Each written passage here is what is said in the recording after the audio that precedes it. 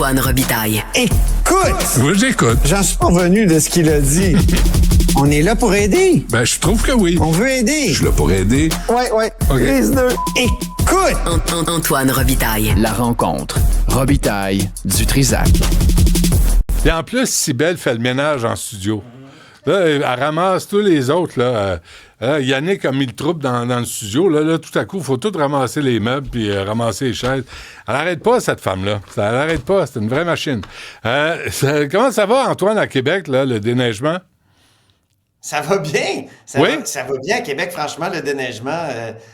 C'est sûr qu'il y a beaucoup moins de kilomètres de route à déneiger. Et aussi, peut-être qu'on est un petit peu mieux organisé pour avoir vécu dans les deux villes. Je trouve que c'est sûr qu'à Québec, on a l'impression que c'est plus rapide que... c'est peut-être dû aussi à la quantité qu'il y a eu à Montréal. Là. Il y a eu une quantité assez exceptionnelle. Non. Mais comme dans citoyen, j'ai été citoyen à Montréal, là. Ouais. C'est vrai que j'avais l'impression qu'il y avait comme quelque chose qui marchait pas dans l'organisation. Là. Grince des dents tant que tu veux. Même si mon père, je me souviens, mon père est paix à son âme et il est parti, il a quitté ce monde, mais il me disait toujours, le déneigement dans les années 80, c'était formidable. Tu sais, il y avait comme une nostalgie. C'était quasiment make déneigement great again. Là, tu sais. Même à Québec. OK. Reconnecte-toi, Antoine, pour changer de micro, s'il te plaît. Oui, OK, parfait. Juste dire, on a eu un message. L'arrondissement Ville-Marie, on dirait des élections. Dans l'arrondissement Ville-Marie, Valérie Plante est toujours Allô, en tête comment ça va? pour l'incompétence de déneiger même les trottoirs. Les trottoirs ne sont pas déneigés dans l'arrondissement de la mairesse de Montréal. Mais elle a le temps de faire des points de presse avec sa tuque et son pompon. Parfait, c'est bon. Peux-tu faire déneiger ton arrondissement? Je ne sais pas comment ça marche. Sais-tu ce qu'elle t'a répondu en point de presse? C'est non! C'est non. Non. C'est ça. OK.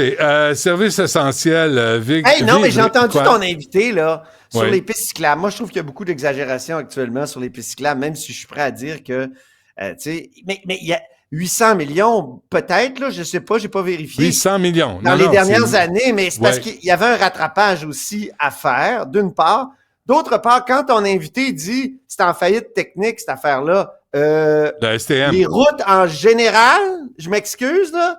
Non, des fois, on construit attends, un n'empêche pas l'autre. Là. Les routes, c'est un dossier. La STM, c'est un autre dossier. Puis là, tu devrais voir l'état du métro. Non, mais l'idée de faillite technique, tu sais, je veux dire, ça tient pas. C'est un service public. C'est un service public. On peut pas appliquer des règles comptables comme aux entreprises privées, comme à une boucherie. Là, mais ça doit pas être un puits sans fond non plus. Je suis d'accord. Ça doit pas être un bordel fini. Ça peut pas être une soue à cochon. Je suis d'accord, mais attention aux exagérations. Non. Mets-toi tes affaires à Québec, toi. Tu l'as dit. Viens vivre à Montréal, toi. Tu l'as dit toi-même que... Ouais. On a besoin quand même de faire une place au vélo ou dans la circulation. Mais tout le monde est d'accord, Antoine, avec ça. Même un crinqué anti-vélo comme toi, là. Hey, j'ai fait... Un vélophobe! Vélophobe! Ravale ta gomme et ta langue sale. J'ai fait l'Europe en vélo, moi. J'ai voyagé en vélo. Quand je travaillais à Cogeco, je partais de la Rive-Sud en vélo pour aller travailler. Alors, mais ça, c'est quand tu étais jeune. Maintenant que t'as à peu près... Il y a 85 ans, qu'est-ce que tu veux qu'on fasse? Je t'emmerde! OK. Le projet de loi de M. Boulay. Ça a fait réagir ce matin. Qu'est-ce que c'est, cette loi-là? Ben, c'est un projet de loi pour mettre en avant la sécurité économique, sociale et environnementale lors de conflits de travail. Hein? OK. Ça donne deux outils principaux au gouvernement. Ça ressemble à le fameux article 107 du Code du travail au fédéral. Je sais pas si tu te souviens, il y a eu des grèves dans le secteur ferroviaire, dans les ports, dans les postes. Et à chaque fois, le gouvernement Trudeau, qui est pourtant un gouvernement qui tend à gauche, a dit, là, ça fait la grève, là, ça dure trop longtemps, c'est exagéré. Donc, ils ont pu adopter un décret pour forcer les partis à aller devant un tribunal avec un arbitrage exécutoire. C'est-à-dire que là, ben, c'est l'arbitre qui va décider, puis on arrête de faire payer la population. Et Québec voudrait se doter du même genre d'outils, mais je te dis que ça fait réagir. Mettons, écoutons juste Québec solidaire. Alexandre Leduc, qui est lui un ancien employé d'un syndicat. L'économie. Bien, on a déjà fait ce débat-là en 2019. Qu'est-ce qui a changé? Le débat est clos. Il n'y a pas lieu d'échanger. Ben, c'est-à-dire que, dans le fond, c'est très simple. Hein? Vous avez deux affaires dans lesquelles vous devez trouver l'équilibre. Le droit des travailleurs et travailleuses de faire des rapports de travail, de faire des pressions sur un employeur pour qu'il puisse bouger à la table de négo. Le droit d'association, c'est protégé par la Charte du Québec, la Charte du Canada, protégé par la Cour suprême, par la jurisprudence. Puis après ça, vous avez les contraintes. Puis comment vous trouvez l'équilibre comme législateur? Je pense qu'on l'avait relativement bien trouvé parce que, dans le fond, ce que la Cour suprême avait fait, elle avait dit qu'il y avait eu de l'abus dans les services essentiels. Tout devenait un service essentiel aux yeux du gouvernement qui ne voulait pas avoir une grève ou qui avait des plaintes de certaines personnes. Fait que la Cour suprême est venue dire, bien là, vous avez abusé dans votre notion de service essentiel, tout est devenu un service essentiel, on va la restreindre, puis on va vraiment avoir une discussion sur qu'est-ce que c'est un service essentiel. Et c'est M. Boulay lui-même qui est arrivé avec la question de la sécurité des personnes. OK. Alors, ça, c'est l'argumentaire de Québec solidaire qui dit même que c'est une sorte de vengeance du gouvernement pour les dernières négociations dans le secteur public, qui dit que c'est une attaque contre les libertés, que ça passera pas le test des tribunaux, cette loi-là, que ça allait relativement bien dans les relations de travail. Ouais. Relativement bien?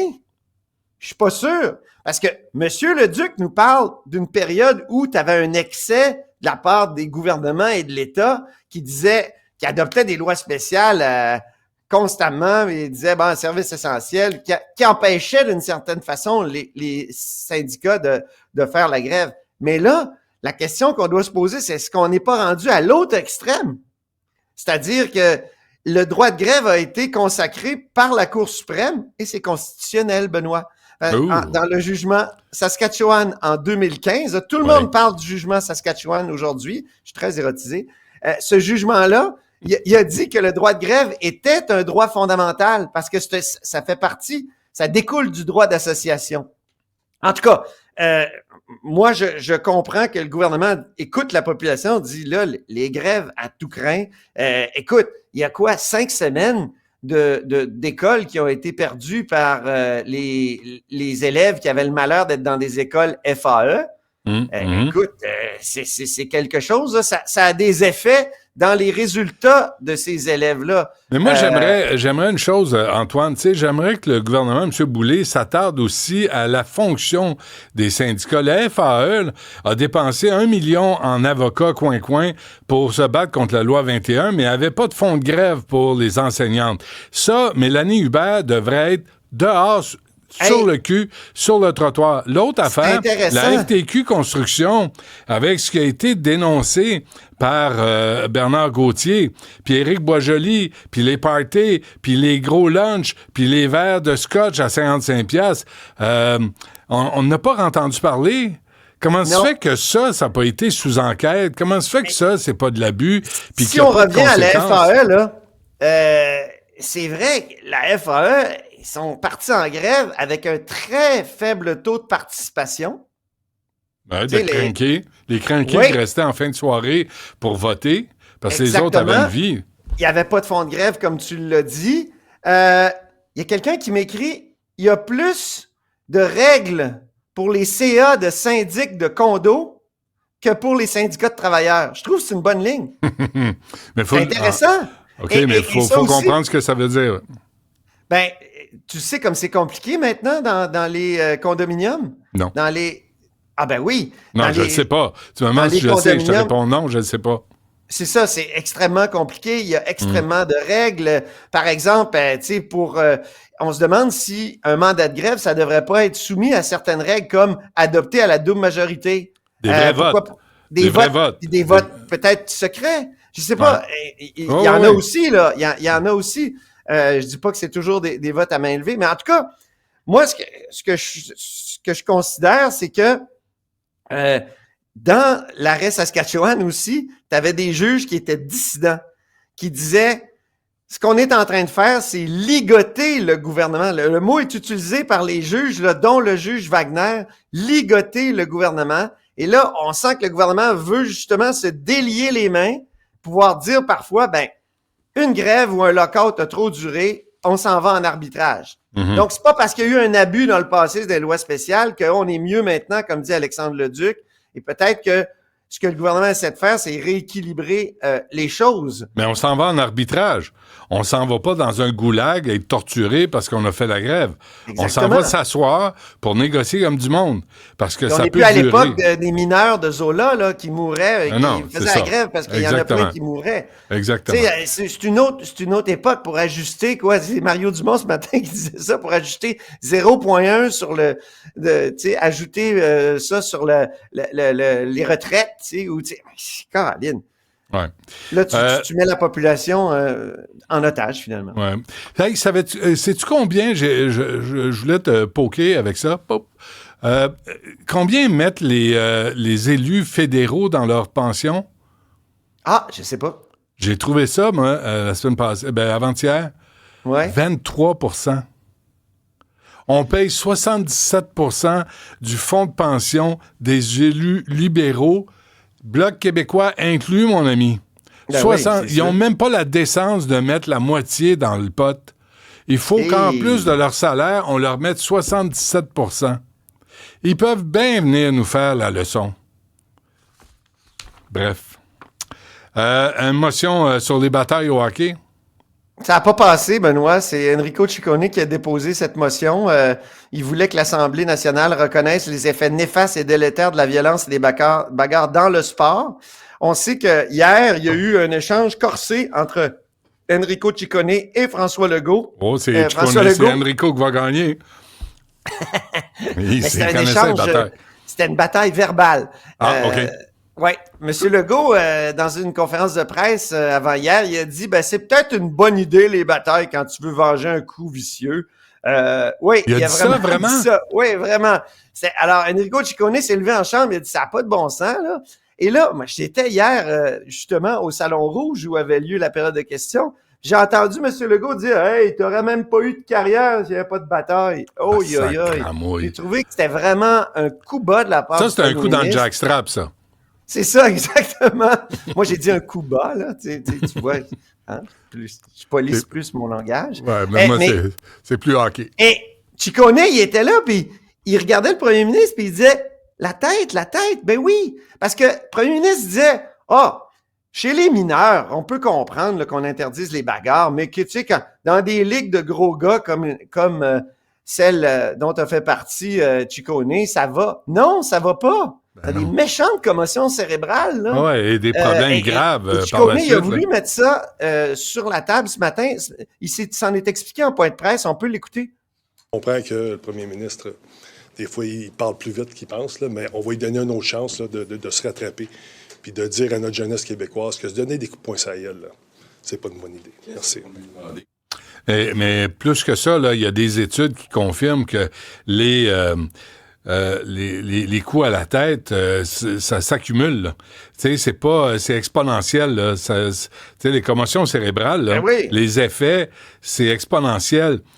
Puis il y a des études là-dessus. C'est l'Alzheimer précoce, c'est tout ça. Tu sais, ouais, c'est épouvantable d'avoir dit ça de la part de Legault. Là. Ouais. C'est pas vrai là, que c'est comme ça que tu peux venger un coup vicieux. Là. Ouais, moi, je pense que c'est quelqu'un qui n'a jamais D'ailleurs, eu. il faudrait prendre exemple sur la Ligue féminine. Puis ça, c'est, je pense, Alexandre Leduc de Québec solidaire qui l'a dit ce matin. Il a bien raison. T'as pas le droit de bataille. C'est tout. Pas le droit. C'est tout. C'est tu ça. te bats, tu t'en vas. C'est tout. Ouais. C'était vraiment disgracieux entre la partie entre les États-Unis et le Canada. J'espère que ça dégénérera pas. Je pense que c'est demain le match. Te souviens-tu la blague de Jay Leno là-dessus? Hier, je suis allé à un match de boxe, puis il y a une partie de hockey qui a éclaté. C'était une vieille blague. Merci, Antoine. Mais c'est vraiment bon parce que c'est ça. L'image Le est pas problème. pire. Salut. Hey, on se parle demain? Certainement. Yeah.